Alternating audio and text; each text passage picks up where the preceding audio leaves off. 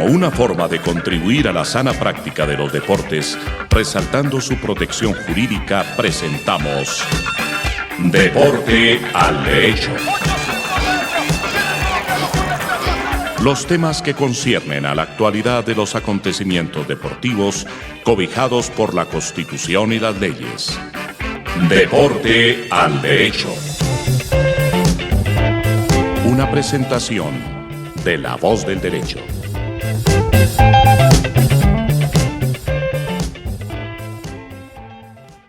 Buenos días, buenas tardes, buenas noches.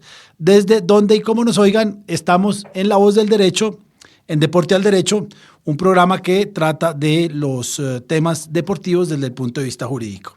Tenemos una nueva participante para hacer un equilibrio de género que me gusta mucho, que es la jefe de Rafa. Se llama Nerea Vilela, es un apellido que no conocía, pero Nerea nos va a acompañar con Rafa Alonso, que son nuestros dos españoles. Está Belén Fernández, que es la cuota sudamericana del sur de Uruguay, y estoy yo, Andrés Charria, desde Colombia. Buenos días a todos. Buenos días. Buenos días, Andrés. Buenas tardes por acá. Buenas tardes, acá también ya todos estamos en tardes. Nerea, buenas tardes, buenas noches allá. Nerea está tímida. Bien, empezamos el programa pasado y yo creo que vamos a tener uno o dos más.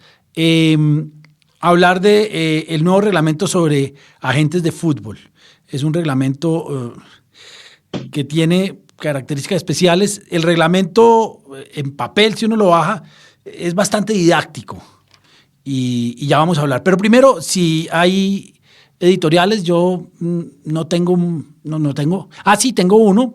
El Laboratorio de Control del Dopaje de Bogotá, que en su momento fue uno de los laboratorios más utilizados en Sudamérica, se acabó. Tengo entendido que ya el ministerio tiró la toalla y van a dejar que se muera.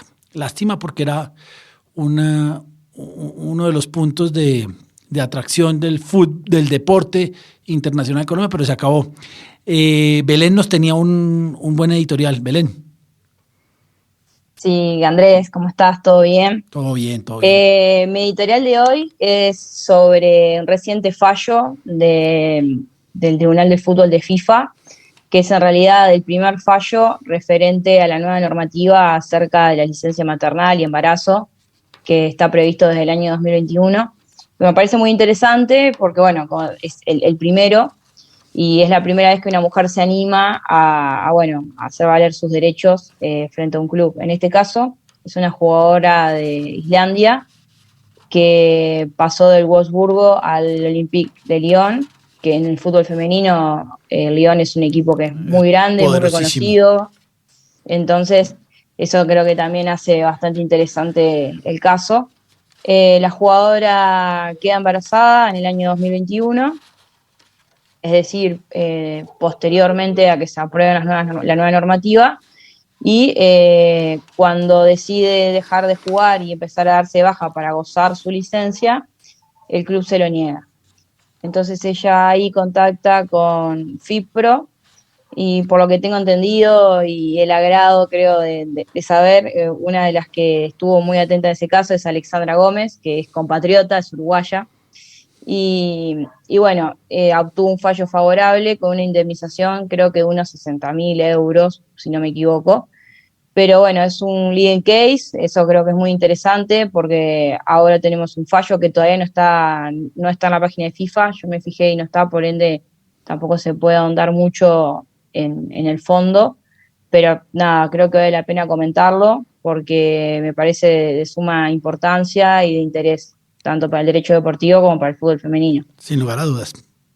Muy bien, vemos que el fútbol femenino cada vez ocupa más espacio, cosa que a mí por lo menos me agrada mucho. Rafa, Nerea, ¿algún editorial?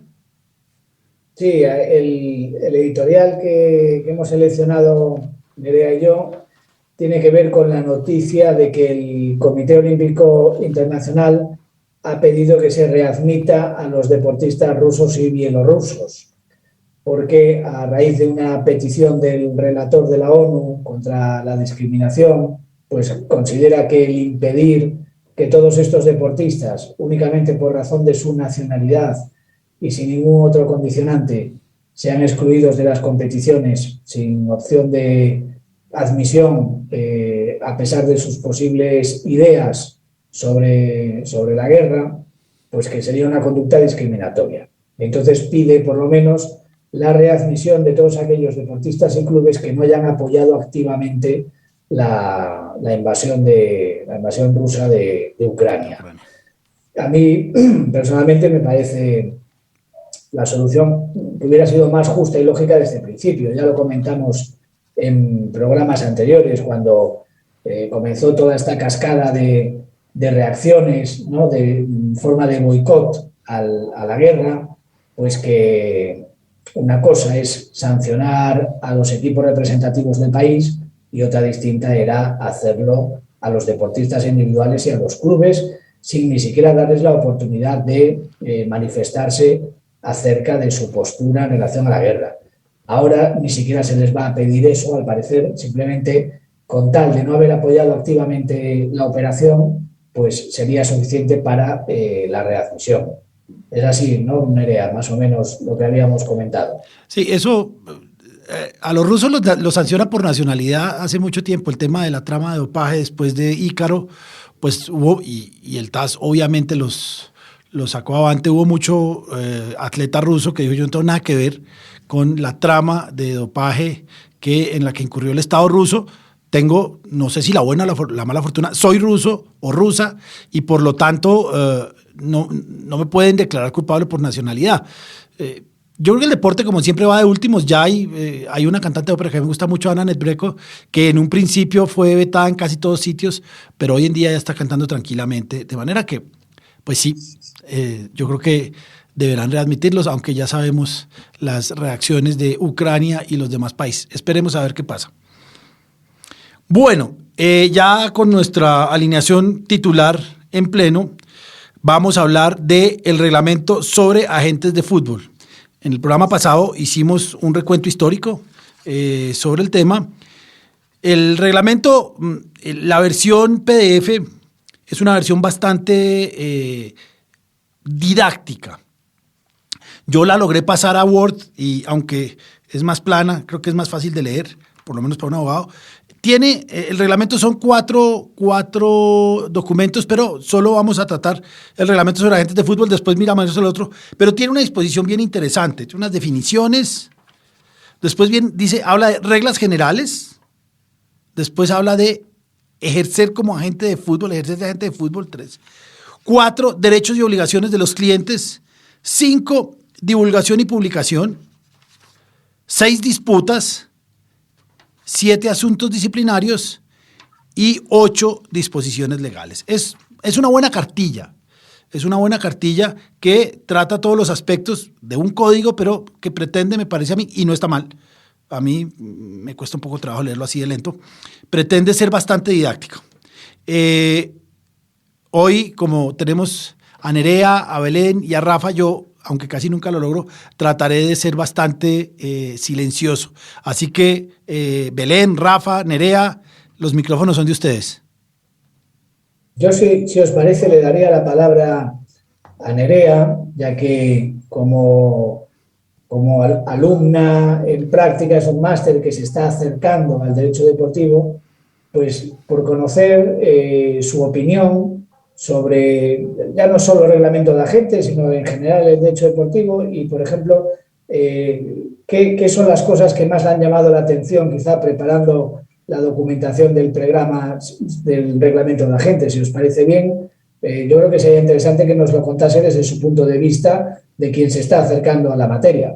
Todos oídos. Nerea. Nada, pues a ver, yo en cuanto a la materia de Derecho Deportivo, la verdad es que ha sido un descubrimiento porque es una materia que no se imparte en la facultad y la verdad me resulta bastante amena y variada en cuanto pues, que se nutre de las distintas ramas del derecho.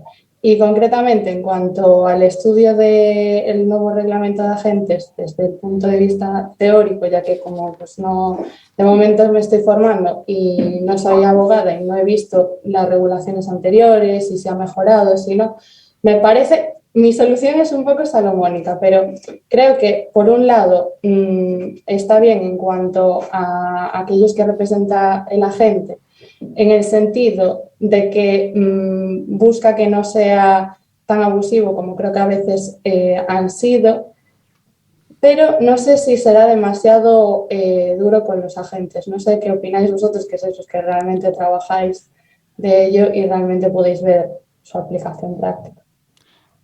Belén, te oímos. Sí, tuve ahí un problemita técnico con los auriculares. Escuché ahí la última parte de cómo se lo trata a la gente con esta nueva regulación. Yo creo que repasando un poco cómo fue su aprobación, que fue bastante conversada, estudiada y negociada, creo que eso da un indicio de que quizás ellos no estén tan contentos con algunos aspectos del reglamento, aunque con otros creo que sí y que son bastante beneficiosos para ellos.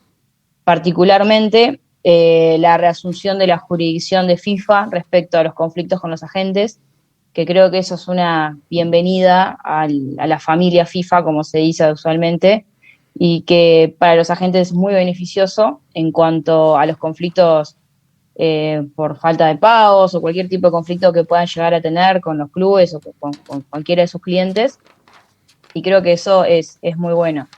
Después, sin dudas, que el tema de los topes en sus comisiones es, creo que, el tema que fue largamente discutido y por el cual quizás echa la ley, echa la trampa, como quien dice, nos encontremos con algunos trucos o demás cosas que tengan que incurrir los agentes para quizás volver a poder cobrar esos honorarios gigantes que algunos cobran, que no son todos, claramente, ¿no? Uno a veces se deja guiar por los agentes más conocidos y los más famosos, en donde los contratos de sus clientes son millonarios y por ende también sus comisiones, que no son las comisiones de quizás la mayoría de los agentes a nivel mundial, ¿no?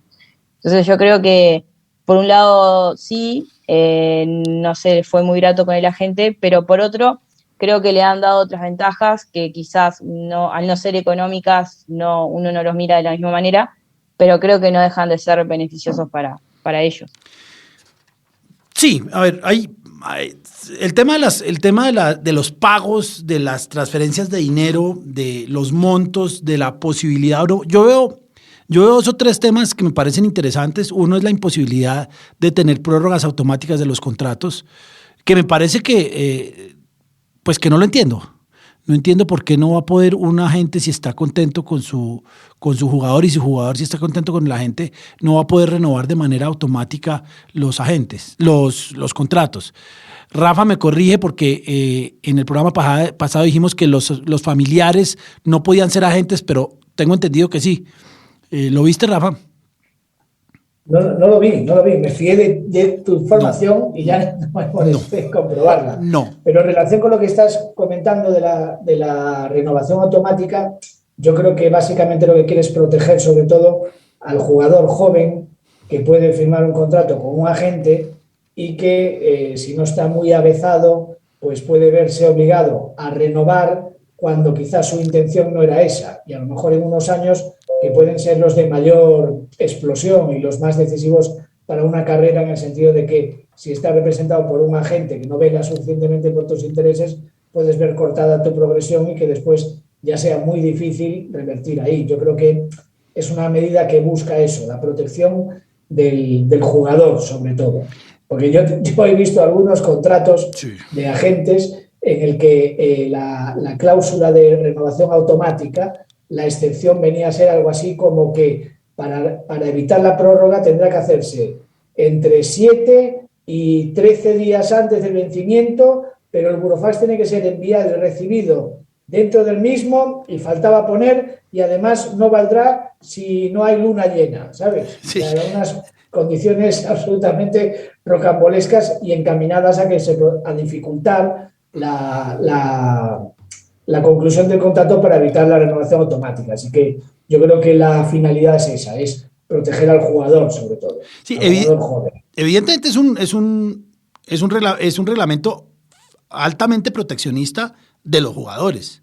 Y yo creo que es el resultado de un mercado que había sido altamente vulnerado por parte, y en eso Belén también es muy clara, por parte de algunos agentes. Pero sí es un reglamento que hace eso. Por ejemplo, en tema de que yo estoy seguro que es todavía más latente en Uruguay que en Colombia, que ya es mucho decir, es los agentes y los menores.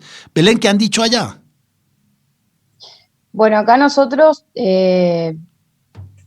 por un lado, los agentes sí se han pronunciado y me consta que se han reunido en la previa a la aprobación del reglamento, algunos bastante preocupados por esta parte económica, también por las exigencias de formación que van a haber, el tema de se reincorporan las licencias. Y lo de los menores, particularmente yo lo veo bien.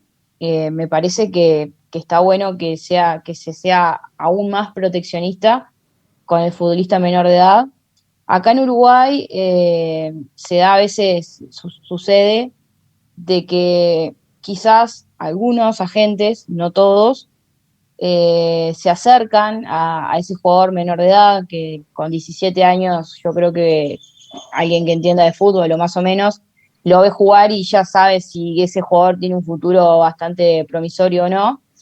El fútbol, como en toda Sudamérica no, pero al menos en Uruguay, hay muchos futbolistas que provienen de familias muy, muy, muy humildes, y realmente los viáticos que a veces cobran los jugadores en algunos equipos cuando son juveniles, ese sustento.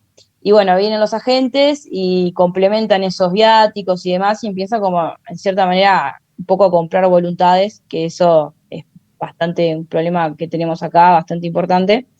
No desde el punto de vista capaz tan jurídico, pero sí de los hechos, y que bueno, la voluntad del jugador está totalmente viciada a la hora después de negociar con su club o una transferencia. Entonces yo creo que está bueno que se exija ese acercamiento primero a los padres. Acá, de hecho, los contratos tienen que ser firmados por los padres también cuando son menores de edad, por cuestiones de derecho civil y no reproductivo. Y luego, creo que también hay un límite, por lo que tengo entendido, que creo que tienen que poder acercarse a los menores cuando ya están próximos a cumplir los 18, creo que son 6 meses, que es el plazo que FIFA acaba de establecer.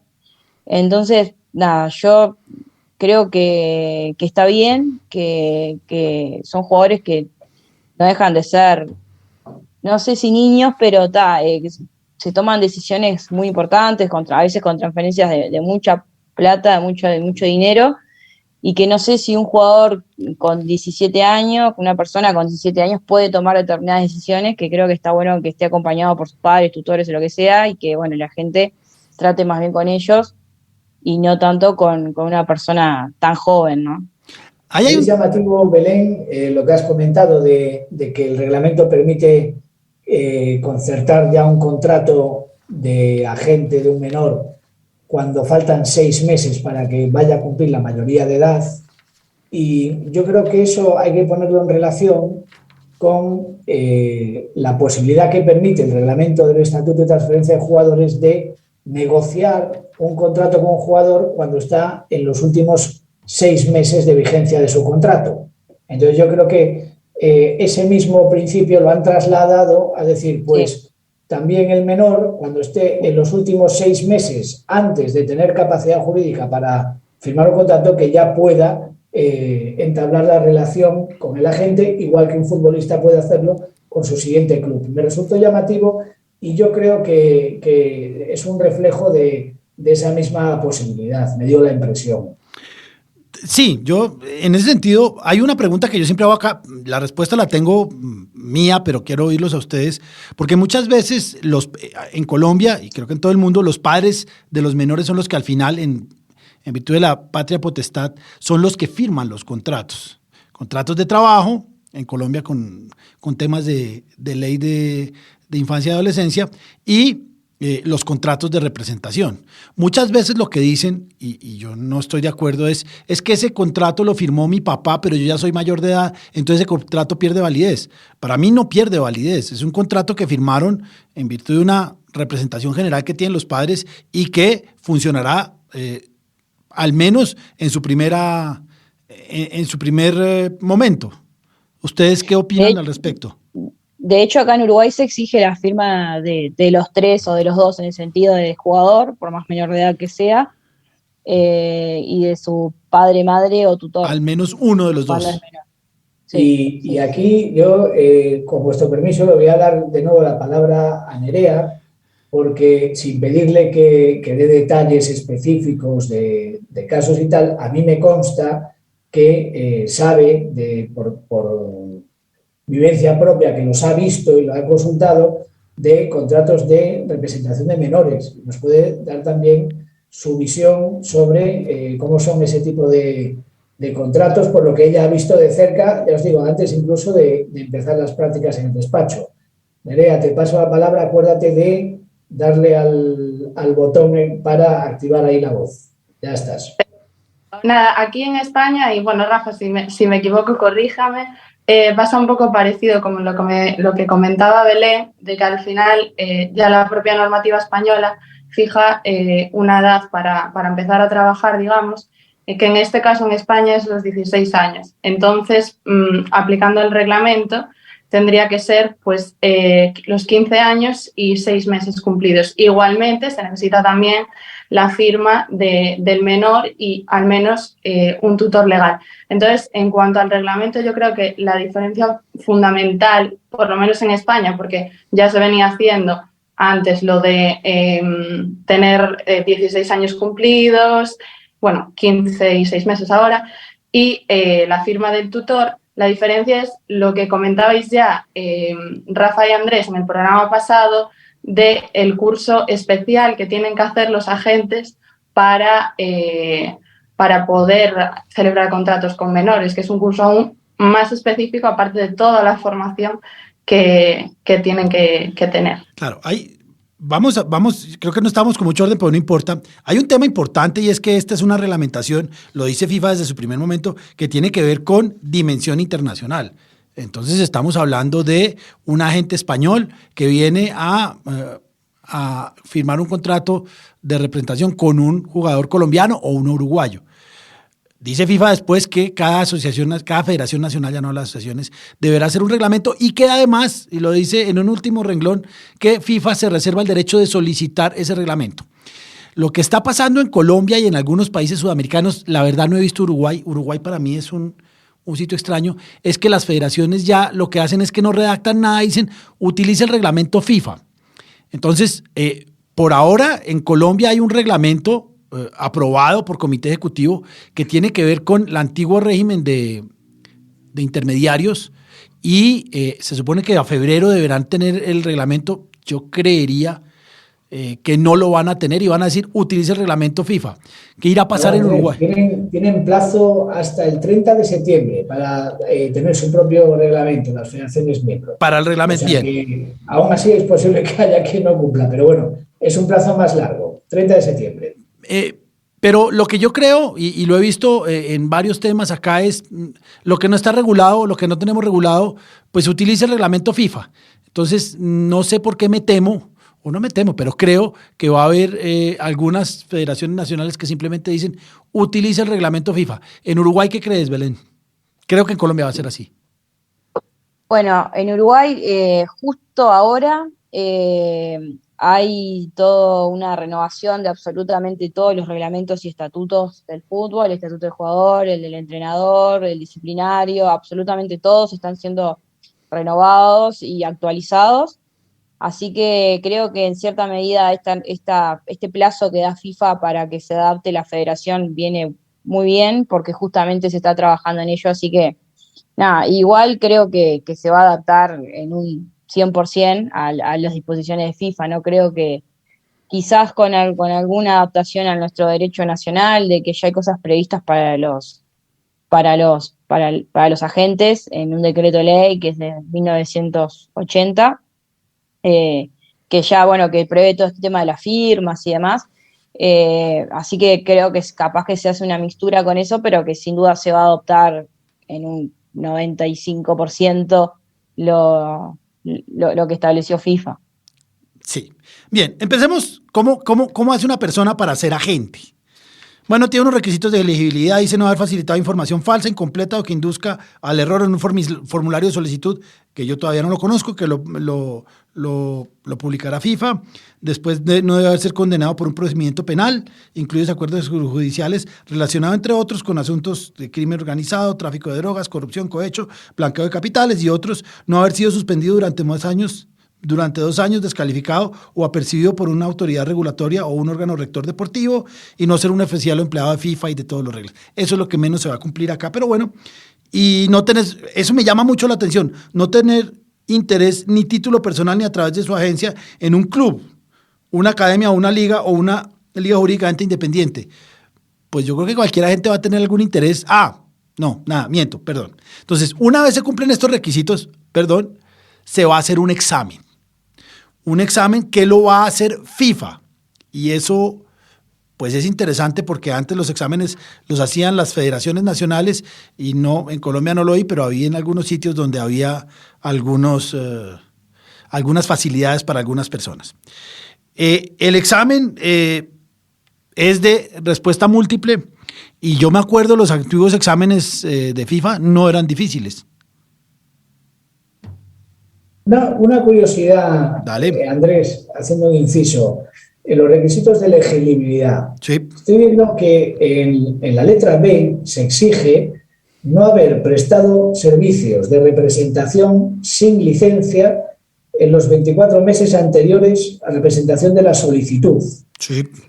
Esto, sí, quizá sea un poco tirar piedras contra su propio tejado por parte de FIFA, porque de esta manera, imagínate que ahora viene un cliente que está haciendo servicios de representación sin licencia, nosotros le decimos, hombre, ¿te interesa hacer el examen, tener la licencia, estar dentro del sistema, vas a conseguir que tus honorarios se cobren más ágilmente? Y resulta que por este artículo decimos, pero no puedes presentarte ya, tienes que estar 24 meses sin trabajar en esto, dejas ese periodo y luego te puedes presentar.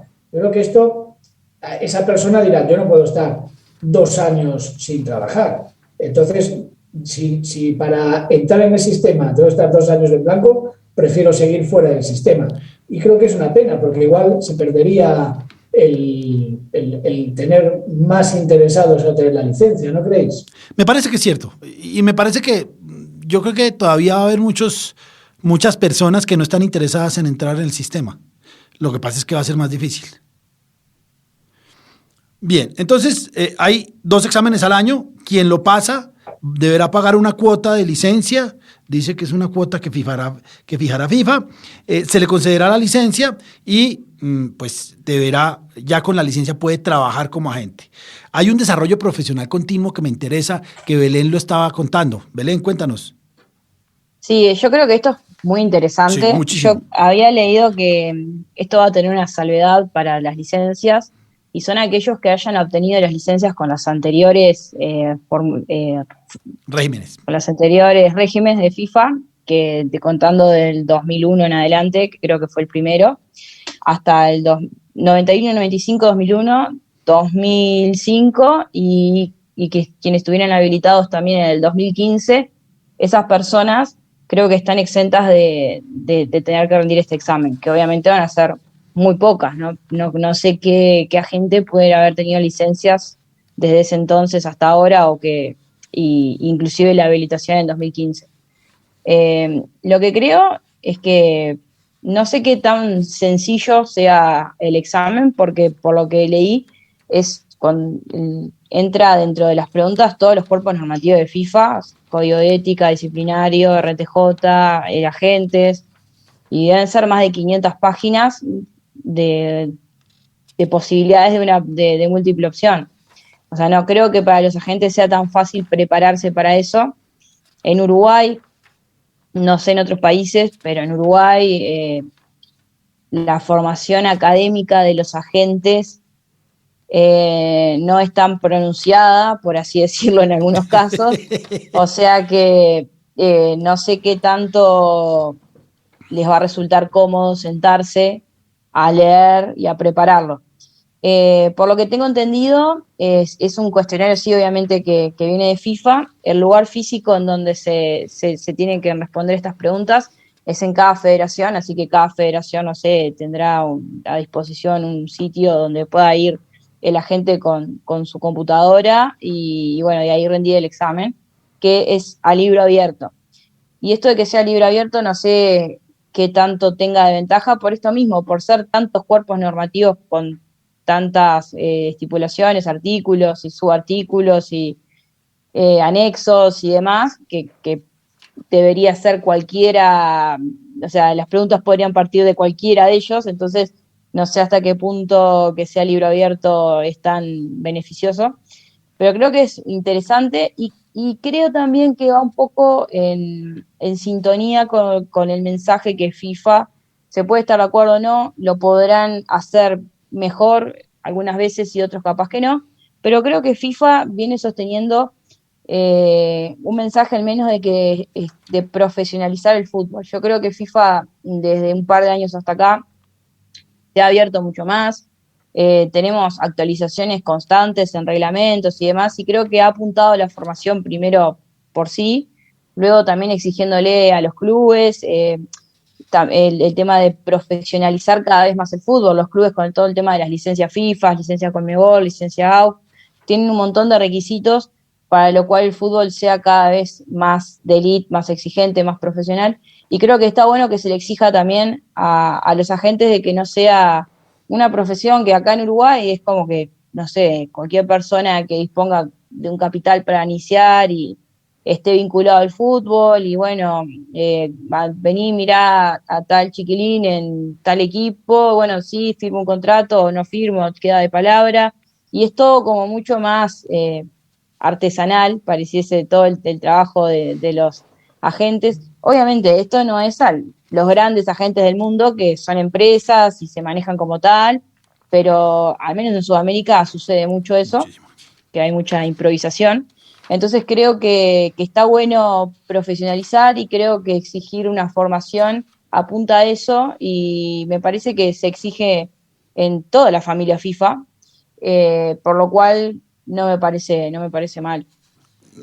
Sí. Que comentabas al principio, Belén, de las personas que tenían una licencia anterior, yo lo que veo aquí en el artículo 23, por ejemplo, por resumir, ¿no? Lo que dice, vendría a decir que los que obtuvieron licencia en alguna versión de reglamento de cuando había el sistema de licencias, que como ya comentamos en otro programa, se acabó en 2015, y acrediten que después, desde 2015 hasta ahora, estuvieron al menos registrados como intermediarios, esos agentes estarán liberados de hacer el examen, podrán obtener la licencia sin examen y estarán obligados a hacer el número de créditos que establezca la circular de esa formación continua que comentabas, ¿no? Es decir, vendría a ser un sistema de que el que tuvo licencia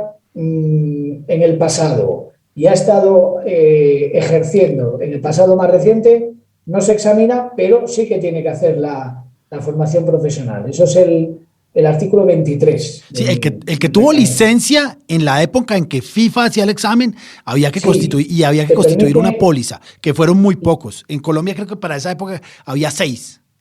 Literalmente aquí permite a cualquier persona que hubiera obtenido licencia al amparo del reglamento de agentes del 91, del 95, del 2001 o del 2008. Sí.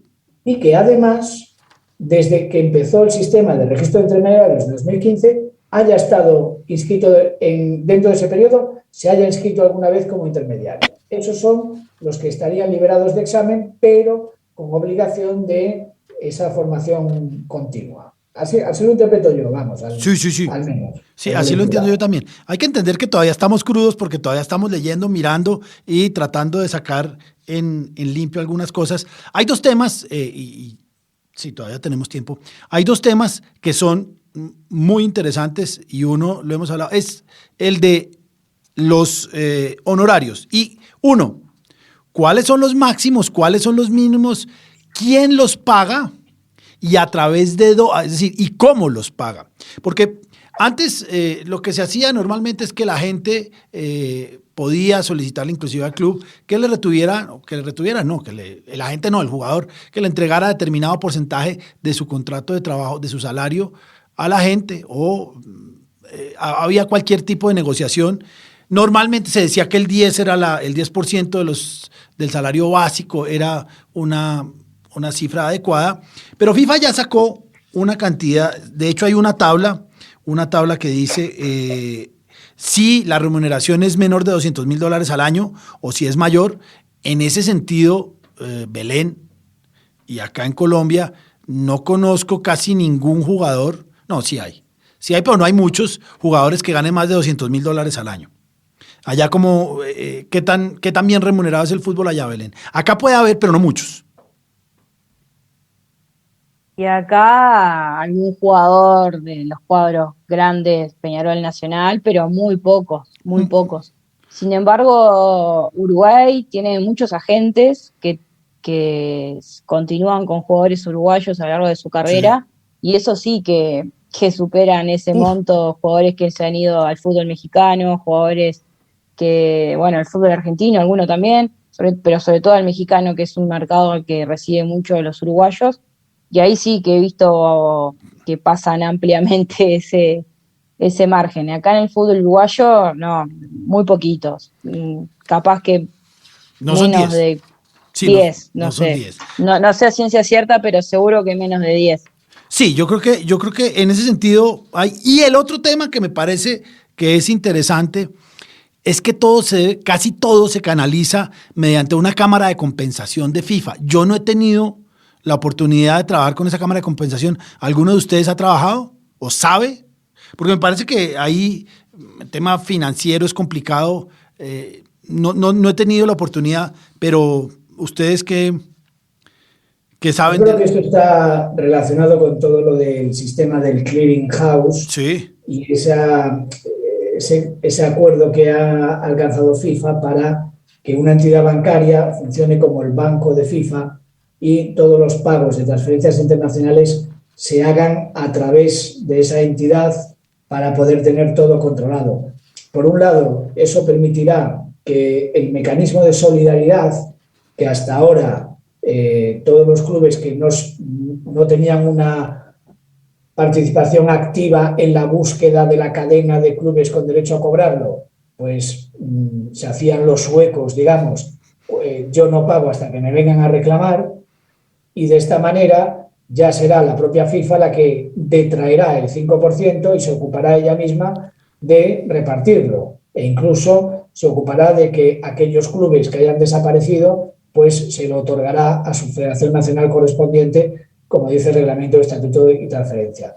Y lo que se quiere es, de la misma forma, controlar el pago de los honorarios de los intermediarios, de manera que no haya pagos a otros o por otros conceptos o otros sujetos distintos de los intermediarios, ni tampoco que se vulneren esos límites. De ahí que se establezca esa canalización de pago de esa manera que permite llevar a cabo ese control. Yo creo que está todo relacionado en ese sistema de unificación de los pagos de las transferencias que próximamente será obligatorio. Pero todavía no ha funcionado. Yo no conozco a nadie que esté trabajando todavía con la cámara de compensación de FIFA. ¿O ya hay algo?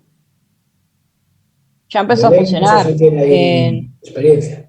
Sí, pero bueno, no. en el papel ya empezó, pero no. Esa es mi pregunta. Bueno, nosotros tuvimos yo ahora estoy de delegada de un cuadro de AUF que se llama Oriental, y nos hicieron una actualización en AUF de todo este nuevo mecanismo de cámara de compensación. A mí particularmente me resultó un lío, al menos para adaptarnos a ello. Uruguay tiene la ventaja de que en la asociación hay, la verdad, están bastante actualizados en comparación con otros países de Sudamérica, capaz, con todo el sistema COMET, TMS, o sea, estaba bastante aceitado. Entonces, como que la adaptación al nuevo sistema de compensación creo que no va a resultar tan traumático como, por ejemplo, en Brasil, que no tienen el sistema COMET, con los millares de clubes que deben de haber para pedir, cobrar formación y severidad y demás. Y bueno, y es un sistema que creo que una vez que se le agarre la mano sí va a ser más simple, pero es difícil de adaptarse, en donde está absolutamente todo automatizado, todo se hace a partir del pasaporte de jugador, en el cual a vos te van a dar un plazo para el cual presentarte como club, digamos, y decir, bueno, yo formé a este jugador de tal año a tal año. Ese pasaporte se hace una sola vez y se utiliza siempre.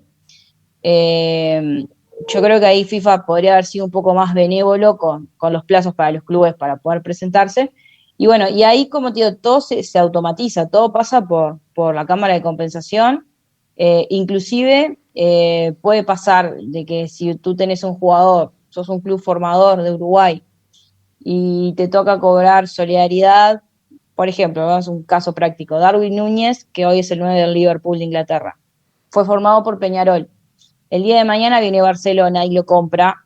Peñarol obviamente que va a estar esperando para cobrar esa solidaridad. Pero hasta que no se destrabe, por así decirlo, el pago y suba Barcelona el comprobante de pago de que le pagó a Liverpool, todos los demás que vienen en la cadena tienen que esperar a que eso suceda, sin poder hacer nada. No es que podés ir con tu abogado y decir, bueno, mirá, yo no he podido cobrar, o sea, estás al pendiente de un sistema que está totalmente sistematizado y automatizado, y que bueno, yo creo que una vez que se aceite y empiece va a andar bien, pero que al principio tal vez sea un poco dificultoso. Bueno, y además, Belén, que si el precio del traspaso se fracciona, el cobro de la solidaridad también se va a fraccionar, sí. Que es posible que ese traspaso que has puesto de ejemplo, el primer pago sea en 2025 y hasta ese momento no empiecen a cobrar los clubes formadores, por ejemplo. Pero eso les evita ir a FIFA y al TAS, que me parece cómodo. Sí. Eso está así estipulado en el reglamento, sí, claro. Que en caso de cobro fraccionado, la solidaridad se cobrará en la misma proporción y las mismas fechas. Pero es que creo que ni siquiera hay que pedir el dinero. Debería, y me corrige Belén, debería llegar directamente. Sí, va a llegar directamente. Con este sistema se quiere controlar que así sea, claro. Entonces los agentes van a tener esa seguridad de que les paguen, que muchas veces no les pagaban, pero también van a tener que estar al día. Vamos a dejar para el próximo programa el tema de honorarios, que me gusta mucho, pero oigan las obligaciones que tiene un agente. Subir a la plataforma el contrato de representación y la información relevante solicitada por la plataforma. Cualquier contrato suscrito con un cliente que no sea un contrato de representación. Quisiera verlo. La información solicitada en la plataforma en un plazo de 14 días a partir del pago de los honorarios por los servicios prestados. La información solicitada en la plataforma en un plazo de 14 días a partir del pago de honorarios. Cualquier contrato o acuerdo alcanzado entre agentes de fútbol para colaborar en la prestación de cualquier servicio o para compartir los ingresos. Toda la información que pudiera afectar a la obligación del agente de cumplir los requisitos estipulados en este reglamento. Todo acuerdo extrajudicial alcanzado con un cliente u otro agente de fútbol. Es decir, esto profesionaliza la labor de agente. Lo que pasa es que yo, conociendo muchos agentes que conozco acá, creo que la mayoría no van a estar en capacidad de hacer estas ocho cargas de información en la plataforma.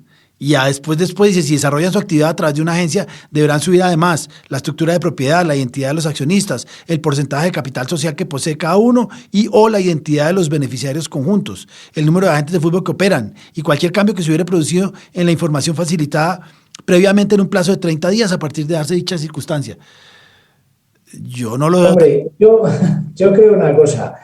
La necesidad hace el perfeccionamiento. Es decir, a mí esto me recuerda, por ejemplo, a los contratistas con las administraciones públicas. Hay un sistema de factura electrónica de administración que es complicadísimo. La primera vez te resulta muy complicado, pero si quieres cobrar tienes que pasar por el aro. Entonces, al final, a fuerza de acostumbrarte a que para que me pague la administración tengo que presentarlo de esta forma por la plataforma, te haces un maestro. Y los agentes que quieran cobrar sus honorarios van a dominar la plataforma y van a tener su checklist de los 8 pasos y no se les va a pasar a ninguno porque saben que cuanto más tarden en hacerlo bien, más van a tardar en cobrar. O sea, yo creo que van a alcanzar el perfeccionamiento por el propio interés en cobrar. No le va a quedar otra. Es cierto, es cierto. Bien, ya vamos terminando este programa, creo que nos quedan unos más. Quiero en el próximo programa hablar de los honorarios. ¿Quién, cómo y cuándo? Porque en este caso, dependiendo si gana más de $200,000 o menos de $200,000, sí está sirviendo a un jugador o a un jugador y a un club. Y hay una cantidad de temas. ¿Cómo lo va a pagar? Hay un tema que me llama mucho la atención, es quién lo va a pagar. Porque hay algunas situaciones donde quien lo paga es el club, a pesar de que sea el representante de un jugador. Y eso me llama poderosamente la atención porque no sé qué va a pasar. Y lo que yo pienso, no sé si estaré equivocado yo, es que la conflictividad va a ser enorme y no sé si FIFA esté preparado. Bueno, para eso se ha creado ese nuevo órgano especializado en reclamaciones de agentes. ¿Os acordáis que comentamos en su día? Sí, sí. Pues claro, era un avance de este sistema, está claro. Vamos a ver. Entonces, para el próximo programa vamos a... Yo quería agregar, Dale. Andrés, un puntito nomás de algo que me quedó, que cuando arrancaste el programa que decías cómo está estructurado el reglamento, y en la parte de definiciones creo que hay algo que está muy bueno, que cuando define quiénes son los clientes de los agentes, que especialmente, bueno, dice ligas, clubes, federaciones, jugadores y entrenadores, que creo que eso es algo que no está del todo claro y que me parece que está bueno que se incluya a los entrenadores dentro de los posibles agentes, de los posibles clientes de los agentes. Me parece que es un punto que es no menor, que está en las definiciones capaz que un poco perdido, pero me parece muy importante. Pero yo por lo menos sé que Alfredo Carlos Arias llegó a Santa Fe por agente. Es decir, puede que no lo tengan definido, pero los agentes de jugadores también manejaban o siguen manejando. Sí, claro, representantes, pero a veces era como, no sé, a mí nos pasó que te la discutían a veces un poco. Sí. Para mí no había ningún tipo de discusión, pero creo que bueno, que está bueno que FIFA los haya incluido expresamente. Sí, además la definición es clarísima porque distingue entre agentes de personas y agentes de entidades. Y en las propias definiciones, como dice Belén, dice definición de persona, dice jugador o entrenador. Es decir, no puede ser más claro. Sí, eso está bien ahí, pero como cada vez está más especializado, ya hoy que hay entrenadores de tiros libres en Europa, acá todavía no va a llegar, pero acá ya hay entrenador de arqueros, y preparador físico y asistente técnico. No sé si eso lo incluya o no esta definición, pero ahí vamos. Bueno, en el próximo programa vamos a hablar específicamente de las comisiones, que sin lugar a dudas es de lo que más importa. Una aclaración adicional que me dijo Luis, el link de estos reglamentos va a estar colgado en la página, en el YouTube del programa. Muchas gracias a Belén, a Nerea, a Rafa, y nos vemos en el próximo programa. Como una forma de contribuir a la sana práctica de los deportes, resaltando su protección jurídica, hemos presentado Deporte al Derecho. Los temas que conciernen a la actualidad de los acontecimientos deportivos cobijados por la Constitución y las leyes. Deporte al Derecho. Una presentación de La Voz del Derecho.